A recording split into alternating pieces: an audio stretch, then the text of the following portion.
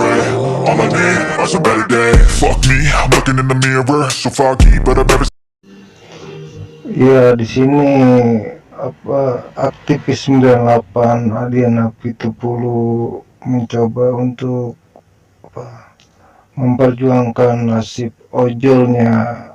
Mari kita saksikan bersama-sama. Menurut riset, 31,6% driver itu pernah alami kecelakaan. Semua dibayar nggak?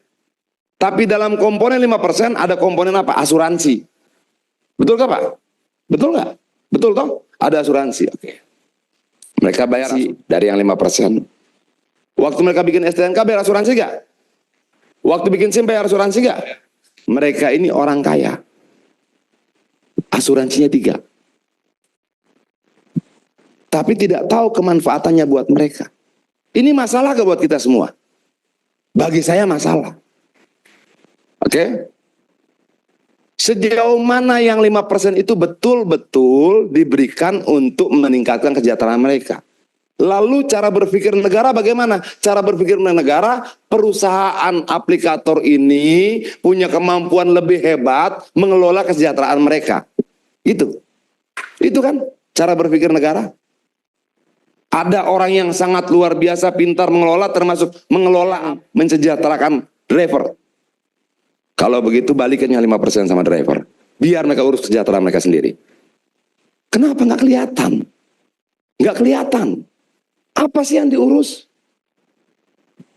Kecelakaan, emangnya asuransi aplikator yang dipakai? Tidak, jasara harja lagi, jasara harja lagi. Lalu uang itu kemana? Oke, sudah tidak percaya, tolong dong Bapak Kementerian Perhubungan sampaikan pada menteri yang terhormat, balikin yang 5%. Sesederhana itu. Sisa berapa? Sisa 15. Tuntutan driver berapa? Berapa yang mau diturunkan? Cuma 5%. Wah, nggak bisa begini. Singapura 5%, 10%. Malaysia 6% kata mereka. Australia 8-12. Kenapa kita selalu lebih tinggi daripada yang lain? Ini problem yang sama seperti upah buruh tenaga kerja sawit. Buruh sawit di Indonesia kenapa lebih murah bayarannya dibanding dengan buruh sawit di Malaysia? Yang ditanam sawit, pupuknya sama, yang dipetik sama, yang dipanen sama, dijualnya sama. Kenapa lebih murah? Sama juga seperti ini. Itu yang berapa tadi? Yang keempat ya. Lu mau berapa banyak gue bercerita? Itu loh. Karena satu persatu bisa kita ceritakan. Termasuk misalnya begini. Gue bercerita kenapa bisa terjadi RDPU kemarin tanggal 21. Rencana RDPU di Komisi 5, kalau saya salah tolong dikoreksi Bu ya. Itu sudah diputuskan, RDPU dan driver online itu, kalau saya tidak salah sudah diputuskan dalam rapat internal Komisi 5. Betul nggak? Oke. Menjelang RDPU, jadwalnya hilang. Saya masih tanya di grup, kenapa nggak ada, kenapa nggak ada, kenapa nggak ada.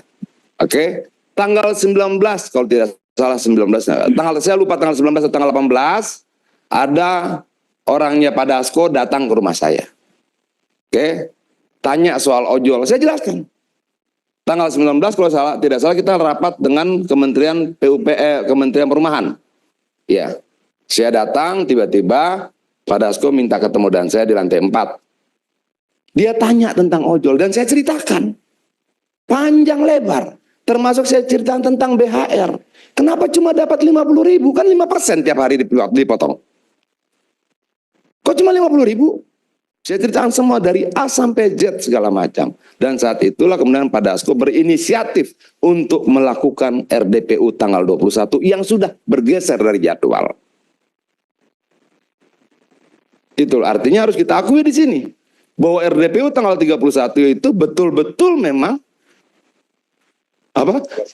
Tanggal 21, yaitu telepon Pak Dasko. Kenapa berubah? Jalankan terus. Saya jelaskan jumlah pengemudinya, apa kerugian mereka dan sebagainya itu dari ujung ke ujung saya jelaskan. Sambil makan siang saat itu. Nah, kenapa hilang jadwalnya saya nggak tahu. Tapi kalau kita lihat-lihat berapa kira-kira pendapatan aplikatornya gede. Kalau pendapatannya gede, aroma uangnya gede. Gitu loh. Apakah aroma yang sama tercium sampai Kementerian Perhubungan? Saya nggak tahu.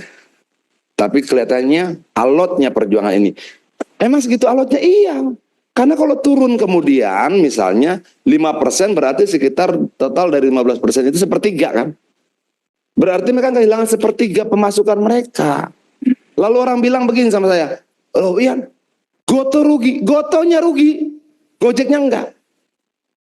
Goto sebagai grup rugi. Tapi dalam analisa keuangan salah seorang pakar ekonomi yang saya baca tulisannya, dia tuliskan di situ kuartal ketiga tahun 2024 pendapatan kotor Gojek itu 10,3 triliun, sementara pendapatan kotor Goto itu sekitar 13, sekian triliun. Jadi 79,1% pendapatan Goto itu disuplai dari pendapatan Gojek. Goto punya 14 anak perusahaan. Menurut pakar ekonomi yang lain yang saya sempat baca pernyataannya, dia katakan bahwa driver ini membiayai lahirnya 13 anak perusahaan yang lain dari uang yang mereka bayar. Come on, sudah berjalan sekian tahun, yuk kita berbalik yuk, mensejahterakan mereka yang pernah mensejahterakan yang lain.